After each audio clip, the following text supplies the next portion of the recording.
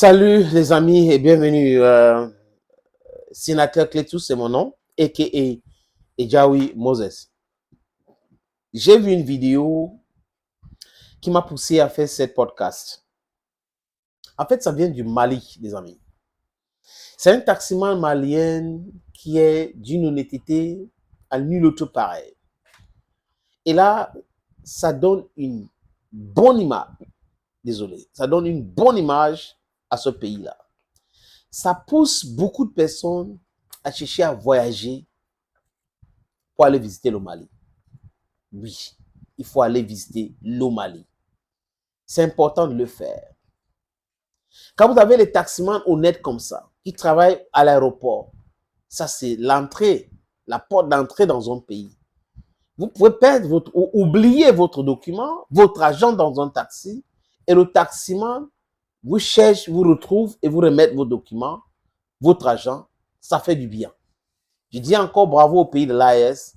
C'est cette mentalité-là qu'il faut développer. C'est cette éducation qui est fondamentale. Quand vous avez les dirigeants qui sont honnêtes, qui ont des discours d'honnêteté, qui, dans leur interaction avec tout le monde, transpirent l'honnêteté, respirent l'honnêteté, ça passe le message aux autres. Ça influence les autres. Ça, c'est influencer positivement les gens. Il s'appelle, j'ai noté son nom ici, Issa Sangare. Issa Sangare, c'est un taximan de 31 ans, les amis. Je vous raconte cette petite histoire. Le Malawi devrait jouer, ou ont joué, parce que là, ils devraient jouer les matchs des qualifs pour la CAN Maroc 2025. Vous savez que le Burkina Faso n'a pas les stades homologués. Donc, comme des pays qui n'ont pas les stades homologués, ils choisissent des pays. La RCA, par exemple, choisit le Cameroun. Voilà. Le Tchad choisit Yaoundé parce que le Tchad n'a pas de stades homologués. Donc, le Burkina Faso a choisi le Mali pour jouer ces matchs. Et les Maliens, c'est un peu plus frais avec les Burkina Faso. Ils sont même un seul peuple.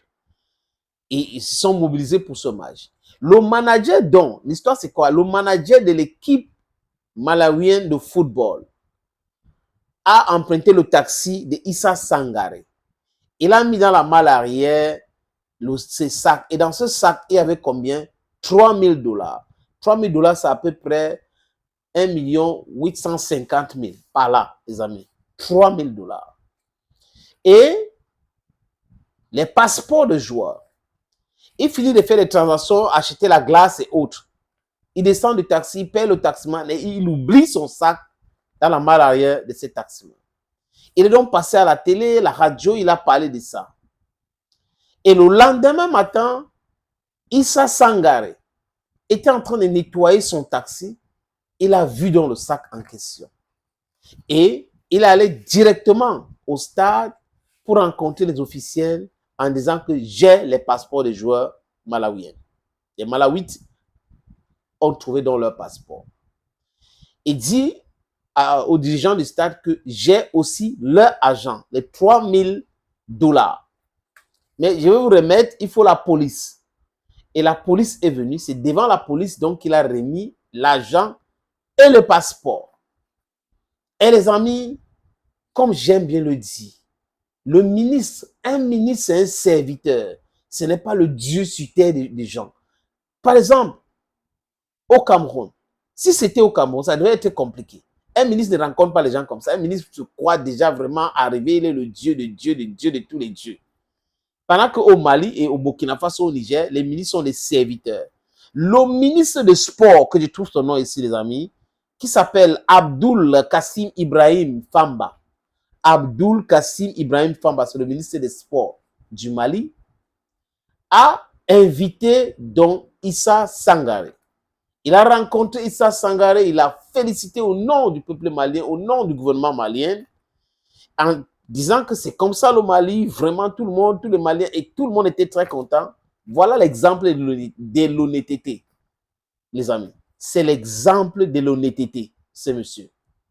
Le ministre donc lui a donné une enveloppe.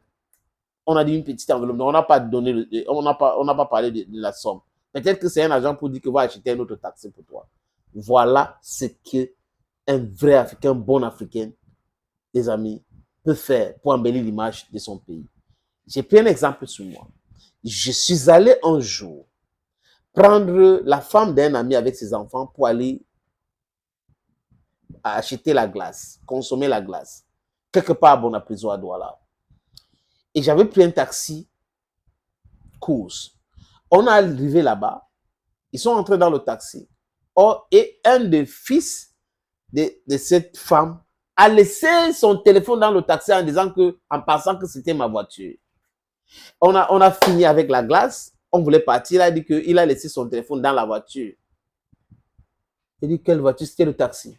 On a donc appelé le taximan. Il nous a dit, dans 10 minutes, il sera là. 10 minutes, il n'était pas là. 30 minutes après, je l'ai appelé. Il dit qu'il arrive. 1 heure après, je l'ai appelé. Après, le téléphone ne passait pas. Il est parti donc avec ce téléphone. Voilà l'image des taximens à Douala que moi j'ai. C'est incroyable. Imaginez donc que c'était au Cameroun.